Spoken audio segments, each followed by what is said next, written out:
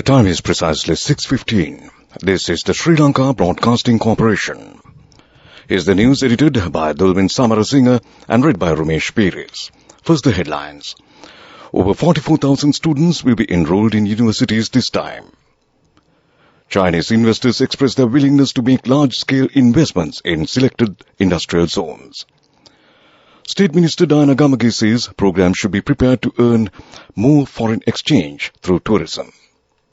MP Gayantha Karunatilaka points out that a data system should be prepared for some state institutions. In news overseas, the US President prepares to meet the Russian President to end war.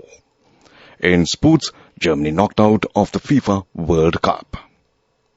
Now the local news in detail. University entrance cut-off marks for the candidates of 2021 GCE Advanced Level Examination have been released by the University Grants Commission.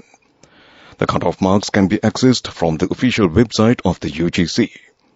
Registration for the selected course and the university will be informed to the candidates within 2 weeks via SMS and email. UGC Chairman Professor Sampath Amaratunga stated that appeals can be made within a period of 30 days. He said 44,000 students will be enrolled in universities at this time. 4 new study programs have also been introduced. According to the UGC, 91,115 candidates have applied for university admission for the academic year 2021 and 2022. A group of major Chinese investors have expressed their willingness to make large-scale investments in selected industrial zones. They met Prime Minister Dinesh Gunawardena at his office yesterday. The Prime Minister said proposed reforms will be implemented soon to create an investor-friendly environment. The Prime Minister further said additional facilities will be made available for direct foreign investments. The committee stage debate on the Ministries of Environment, Wildlife and Forest Conservation and Tourism and Lands took place in Parliament today. Speaking at the debate, State Minister Diana Gamage said measures should be taken to introduce a night economy to attract more tourists. She said programs should be prepared to earn more foreign exchange through tourism. She said there should be a system in place where tourists could make bookings and make payments to visit wildlife parks and other places as soon as they arrive at airports. MP Ajit Mana Perama said Geological and Mines Bureau has become an organized field with frauds and corruption. He said the forest density has reduced and the Forest Conservation Department has become a company to sell forests. MP W.D. Veerasinghe pointed out that the need of a program to prevent damages to agricultural produce from wild animals. MP Gayantha Karunatilaka said that a data system should be prepared about the lands under People's Estate Development Board and the Lands Reforms Commission. He requested the government to reconsider bringing the lands belonging to the Mahavalley and Land Reforms Commission under the district secretaries. A ship carrying over 44,000 metric tons of fertilizer will reach the Colombo harbour tonight. Minister Mahinda Amaravira said the stock of fertilizer, which is needed for Maha season, will be unloaded tomorrow. Meanwhile, another ship transporting 9,000 metric tons brought under the UN Food and Agriculture Organization for low-income recipient farmer families docked at the Colombo harbour this morning. Unloading of fertilizer from the ship is now taking place. This news broadcast comes to you from the Sri Lanka Broadcasting Corporation. Continuing with more local news. Chairperson of National Council Subcommittee on Identifying Short and Medium-Term Programs Related to Economic Stabilization, MP Patli Champaka Ranawaka said that the proposals related to earning 3,500 billion rupees, which is the expected government revenue next year, will be included in his second committee report. He mentioned this when the officials from the Inland Revenue Department, Sri Lanka Customs and the Excise Department were summoned to the committee to discuss matters related to raising the government's revenue next year. The Computer Society of Sri Lanka has decided to launch their national list of chief information officers in the country for the first time, with the intention of recognizing the best CIOs in Sri Lanka. Addressing the Media Computer Society, President Damit Hettihewa said that chief information officers will be selected from the public and private sectors as the digital transformation has become vital. He said the framework on making the CIO list was designed and developed by very high-caliber eminent individuals in the country. And that concludes local news. The main news story is brought to you by Siddhalepa Vedamahatmya. Moving on to the main news story now. Chief of the International Monetary Fund, Kristalina Georgieva, has stated that changes to the G20 Common Framework on debt restructuring were needed to speed up debt treatment, freeze debt service payments once country requested help, and open the process to middle-income countries like Sri Lanka. She said there's a risk for confidence in debt resolution to be eroded at a time when the level of debt is very high. She further said countries in debt distress were not large enough to trigger a crisis that would threaten financial stability. And that came to you in the main news story. The main news story was brought to you by Siddha Lepaveda Mahatmya. Watch Life is brought to you by Celebrate Christmas and New Year with lots of CIB discounts. Valuable gifts with bank discounts till 31st of December. Come to CIB today. In Watchlight this evening, the Education Ministry said admission of students to the intermediate classes for the year 2022 will be suspended from December 5th until the beginning of the third term of this year. The admission of students for intermediate classes in the year 2023 will be done after March 24, 2023 until the end of the third school term of the year 2022 by considering the applications forwarded to the schools based on the availability of vacancies. And that came to you in Watchlight. A bulletin of world news is next. Celebrate Christmas and New Year with lots of CIB discounts. Valuable gifts with bank discounts till 31st of December. Come to CIB today. World News, brought to you by courtesy of We give you the strength to rise higher and higher. Never step back, but always march forward. Empowering you to reach greater heights. People's Leasing, the trusted leader. Moving on to the bulletin of world news, first the headlines. The US president prepares to meet the Russian president to end war. North Korea is hit with sanctions after ballistic missile tests. The US appeals court denies Trump special master request. Now the world news in detail.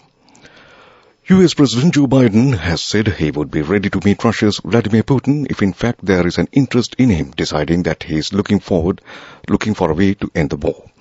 Addressing reporters alongside French President Emmanuel Macron, he stressed Mr. Putin had not yet done that. The two men stressed that they would continue to stand against Russia's war. The French leader made clear that they would never urge Ukraine to make a compromise it considered unacceptable.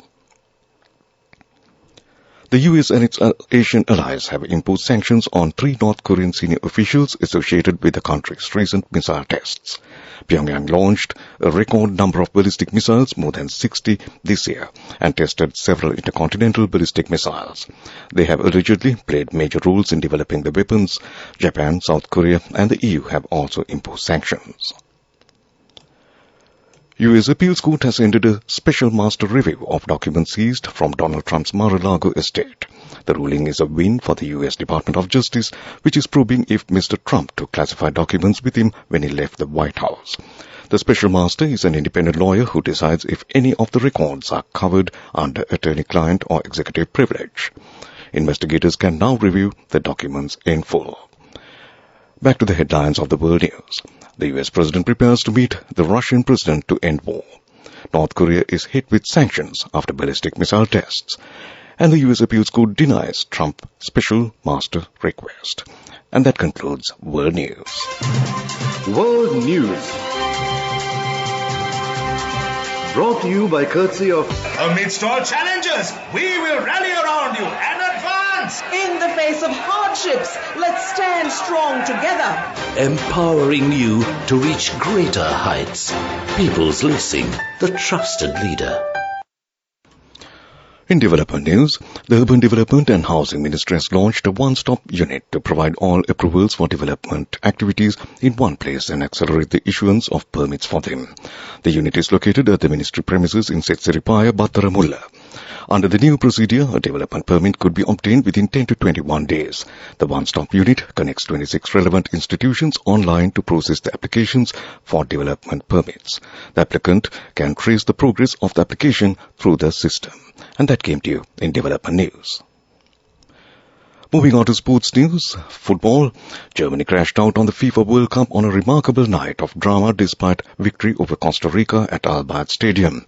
Japan's controversial 2-1 victory against Spain would have eliminated Germany anyway, but Hansi Flick's side needed 3 points to give themselves any chance of reaching the last 16. They completed their part of the bargain, but it was to no avail, as the four-time champions finished third in the group and were eliminated on goal difference. Germany were in complete control and in front through Serge Gnabry's 10th minute header, only for Costa Rica to turn the match on its head. It would have capped one of the most astonishing nights in World Cup history, but German substitute Kai Havertz restored a measure of normality with two clinical finishes to extinguish Costa Rica's hopes of springing a major shock. This was also a match that made history, as an all-female officiating team took charge of a men's World Cup game for the first time, with France's Stephanie Frappart refereeing, joined by assistant referees Neuza Beck from Brazil and Karen Diaz Medina from Mexico. Germany's second successive exit at the group stage will come as another shock to their system. And that was sports news. The fastest way to earn the highest interest, an interest rate of 22% in 4 months. NSB, the safest place for your money. Business News, sponsored by National Savings Bank, the safest place for your money. In business news, SLITT Business School conducted its first ever international conference on Sustainable and Digital Business 2022 yesterday and today. The conference presented excellence awards to winners recognizing distinct sustainable and digital business initiatives. The conference enabled researchers and practitioners across the globe to share their findings, practices, opinions and challenges. And that was business news.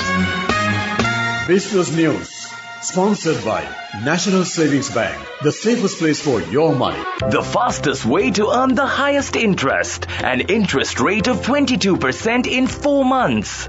NSB, the safest place for your money.